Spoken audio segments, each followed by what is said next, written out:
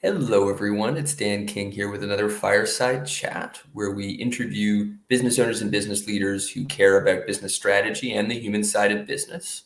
And it's my pleasure today to be with Lou Bortone, digital marketing and video consultant. Lou, it is a pleasure to be with you and welcome to the show. Thanks, Dan. I should have put my fireplace background instead of my fake office background, but this will have to do for now. You should have, but we'll try to bring a calm fireplace, cozy vibe nonetheless. So Lou, would love to hear about the wonderful work you do in the world and a little bit about your story. Thank you. Well, I grew up in the TV business because my dad worked at a TV station in Boston. So that was sort of my playground growing up. And I went into the TV business. There was never anything else I wanted to do. And then I guess it was probably 20 years ago, like I like to say that, I didn't leave the TV business. The TV business left me because it changed so drastically. So I went from the sort of traditional broadcast world where I had been doing marketing and branding to online and digital Mm, around a little bit right before YouTube started in 2005. So I started sort of doing traditional, commercials and production and all that. And when my partner, who was the videographer, traded in his $15,000 video camera for something called an iPhone, I knew it was like, okay, it's time to do this digital thing full time. So that's kind of how I got into digital marketing. cool. And I'd love you to describe a little bit in a bit more detail what you do in digital marketing today.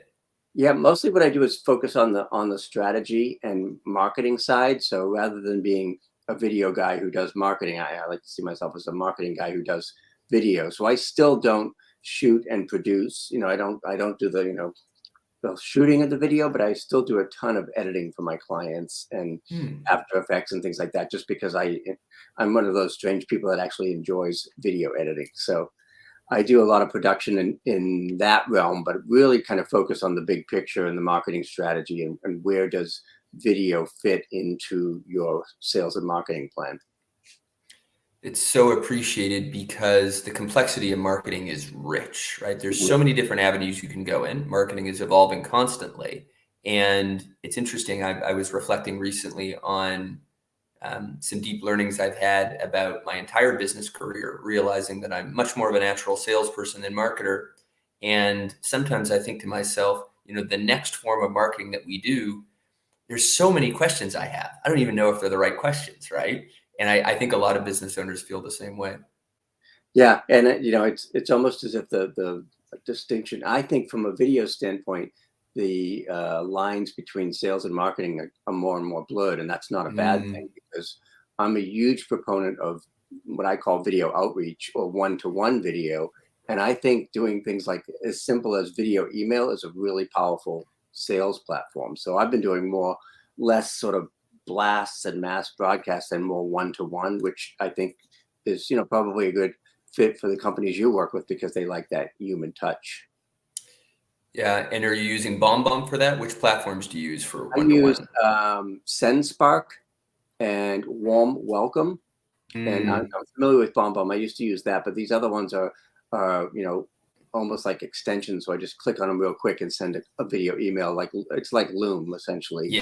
So yeah. if rather than typing a memo or sending an email, I'd much rather pop on and do a personal message on video email because it's more engaging and Yes. it's again just more of that human touch. I love that. And I also love the idea that the boundaries between sales and marketing when it comes to video are breaking down. I think that there still is this, and tell me if you feel this is the case, still feels like there's a bit of a fundamental divide in terms of, especially on video, how you communicate to the world writ large versus one on one. And I Yeah. think there's this intimacy Mhm. that I at least find for me is easier to create in the one on one video than it is in the video to the world writ large. It is, and it takes a little getting used to because even being on video, and I would describe myself as camera shy and not. I don't love being on camera, but the more authentic you are and the more natural you are, the easier it gets. So Yes. basically, if you're on YouTube doing a video like you're talking to one person rather than 10,000, that's probably going to come across better. And then the other thing that's kind of interesting is a lot of colleagues and CEOs who I work with are used to working on a stage or live or in person, and talking to that little green dot at the top of your computer is a much different experience. It is. It is. Some of the same for our business. We hired a coach last year who is a brilliant sales and marketer, but also has a NYU acting background. Ah, And it was so interesting to reflect on which acting techniques, which classic acting techniques are helpful, draw out your authenticity on video, and how that varies one on one versus to a crowd, right? that's awesome. And I just came back from it may even be the same person, but a conference where I'm trying to get better on stage because I'm more used to being on video than speaking live on a Oh, stage. So oh, and trying to find that, okay, well, there's a little bit of a different, there's so many nuances if you're presenting virtually, which we've all had to do for the last couple of years, to yes, presenting to a live audience. yes. Well, what are a couple of big ones that you learned? It's well, I mean, obviously, when you're in front of an audience, you can feed off the energy of that live audience, and there's nothing like that human connection and that human touch. Whereas on video, you may have to really amp it up a little bit. I don't usually drink Mountain Dew, but I've got I need to have energy when I'm on screen because normally, I'm like, okay, well, I've got sweatpants on here, but I'm trying to at least look at least somewhat presentable from the waist up. And, Yeah. you can basically stagger out of your bedroom in your pajamas and hit record and you're out there to whomever. So a lot of subtle differences, but it's just a matter of getting used to um, the difference between being at a networking event and being online or on a Zoom where you've got 30 little teeny dots that you're trying to connect to.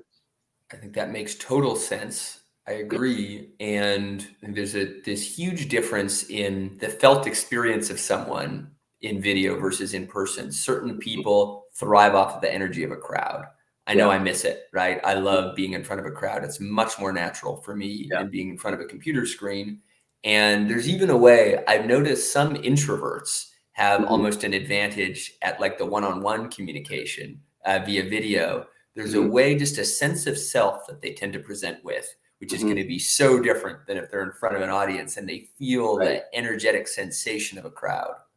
hmm Yeah, and I think now with hybrid work and remote work, there's going to be a lot of both, and we're just going to have to Mm, prepare. Like, okay, like today I have 6 or 7 Zoom meetings. I could not do 6 or 7 live anythings in a day, but the advantage of Zoom is I don't have to get on a plane, and I can just pop on StreamYard or Zoom or whatever platform it is, yes. and try to engage whoever I'm working with. Do you find it, I'm curious for you, the experience of 6 or 7 Zoom meetings? I know for me, that's going to be too many.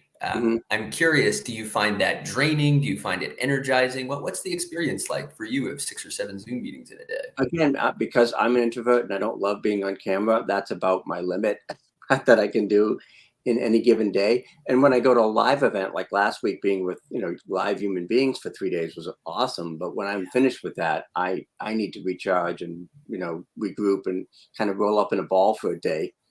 Um, but again, there's nothing like live, but being able to do the video, there's certainly an advantage to that because again, if we can't be live and we need to connect with our staff, our company, whatever. I Yeah. hear a lot about these asynchronous meetings, like, okay, do a video instead of an all call meeting or a Zoom meeting, and then let folks consume the information on their schedule and at their convenience rather than having to be at a certain place at a certain time. Yes. Yes. Yeah. There's so many more possibilities now for our asynchronous communication. Mhm. I'm really curious to learn if you could take us through kind of a sample project to bring to life for the audience what your Mhm. work is like. I think the strategy that we've discussed so far is great, but if you Yep. could walk us through like a case study, I think that would Sure. really bring it to life. I have a real estate client who I'm working with who is starting sort of a new initiative and a new program um, called Guiding Seniors Homes, which basically, if someone's been in their house for many, many years, probably longer than they should be, maybe their spouse has passed away, and they need to transition to assisted care or some kind of retirement community. She helps them basically, not just with the sale of their house, but preparing for that sale. Maybe they need renovations, updates. maybe the person is more homebound and they can't just leave at a moment's notice because somebody's coming for an open house. So she's got this new service. So I basically, normally I would say, oh yeah, do a sales page, a real estate page and a tab and this and that. But in this case, we did a 10-minute video where she's explaining the process, and she's saying like, look, nothing pains me more than seeing somebody who's basically trapped in their circumstance in their home. They may not have enough money to do the renovations or whatever. So she comes along and basically handles everything and has different options like, okay, here's a check, you can leave, take what you want with you, we'll take care of everything else, we'll flip the house, whatever. But that particular video, because trust is such a crucial part of that relationship, she did a much longer video that was almost like an interview, like, okay, how did this get started? And it turns out, her mother was in a situation like that, and she has friends and relatives in situations like that. And now with, the boomers kind of hitting that age where like, okay, they're getting older, maybe they need to transition out of their old home. So that was a really fun project in that, like, okay, this is all about connection, trust, know, like, and trust. So Yes. we did a much longer video. And then if they, it wasn't very salesy, like, don't, call now, this or that. It's basically like, Yeah. we're going to send you a series of, how-to emails and things like that to help educate you on the process. And then when you're ready, you can call us if you want to call us. So it's a much more soft sell, trusting, kind of like, let's get to know, like, and trust these people through video. And then you can kind of hit the, the sales part down the road.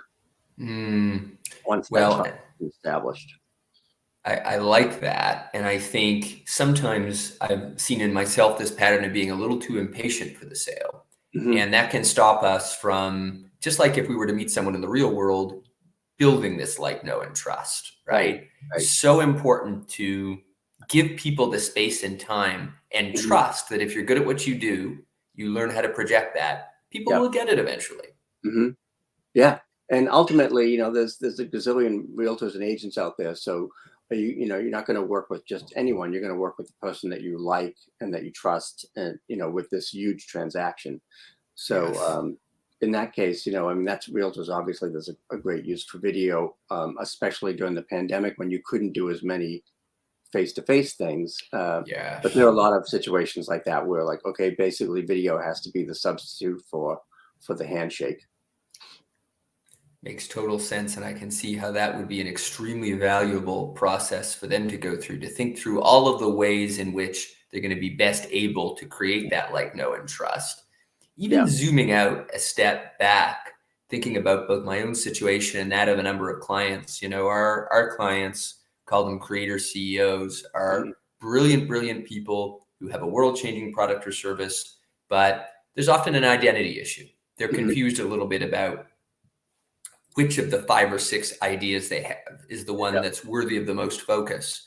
And, in the realm of marketing strategy, there's this huge place for identity, for introspection, for understanding who you are, because until you understand who you are, it's probably not going to come off especially well in video, right? You need to communicate who you are, and you need to have some pretty deep understanding. Maybe not everything, but some deep understanding. Do you take clients through a journey like that at all? Yeah, because I find that, again, they may relate perfectly to their employees or day to day, but they have to find their video voice. Yes. So they really have to decide, like, because a lot of people might say, oh, if you're on video, you got to amp it up and you got to be energetic and you got to be, but like, if that's not you, that's going to feel inauthentic and, forced. So, find that video voice. And if you are, low key, then that's totally okay. Again, you're trying to establish that connection through a screen and, basically, like I say, looking at a little red dot up there. So That's it. How do you help people find their voice on video? If they've never really done much of it before, but you see a real opportunity for them to use video, how do you help them find that voice? a lot of it is helping them get comfortable on camera. And I may start with something like this, like a panel or a Zoom meeting where I'll just interview them and, don't worry about the camera. We're just going to have a discussion and let them kind of forget that the camera's there. I mean, back in the day when we did video production stuff, there's a little red light on the camera called the tally light, which tells you when the camera's running. So we'd go in and we'd say, okay, we're just going to do a couple of rehearsals. and would turn the tally light off even though we were still recording. Those were the best takes when people Yes. didn't think they were on camera. There's something about that light going on where, you know, you get that freeze moment. So I help sort of get people over that hump, and the more comfortable they Yeah. can get on camera, the better they can communicate their messages. It's so valuable because, yeah, I find for a lot of people, including myself, there's this strange alter ego that sets Hmm. in as soon as that camera turns on. Something within us is triggered, Yeah. and sometimes we do a total 180. Hmm. And it's funny because when I first started doing this, I would be very serious, and I'm not. You know, I tend to be a little, I don't know if you call it sarcastic or New Englandy. Yeah, yeah, yeah, yeah. Cynic. So when I started to kind of let that personality through, like I said, you know what? I don't really like being on camera, so I'm going to dress up as an old Hollywood movie director called Cecil B. DeMoron and do, put a Hollywood thing in the background. And I would do the tips as Cecil B. DeMoron. I'm like, okay, Oh, this is really starting to connect because I'm just having fun. I'm being goofy. And I was sort of hiding behind the costume, but that for me was very freeing. yeah. Oh, I love that. That's a conscious construction of an alter ego, right? Mhm. Didn't Cecil B. DeMille sort of had a sense of grandiosity, right? He Yeah, was yeah. very sort of Very over he the wanted he top. wanted to show up big, right? Yeah. So for me to get into that big personality, I'm like, all right, well, I'm not an actor, but I can do a 3-minute video dressed up as a goofy director.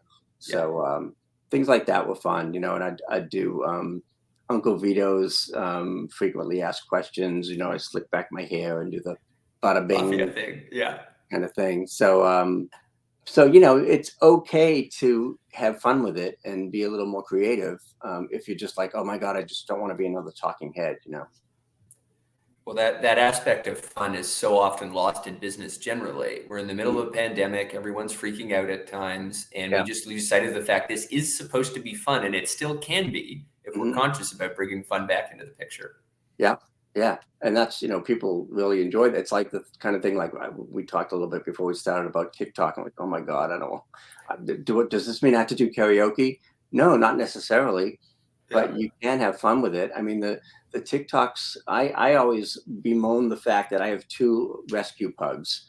And anytime I put the pugs on camera, they get way more views than me and way more traction. I'm like, I have to now include them in the videos because it's like, we don't care about Lou. Where's Rocco the pug?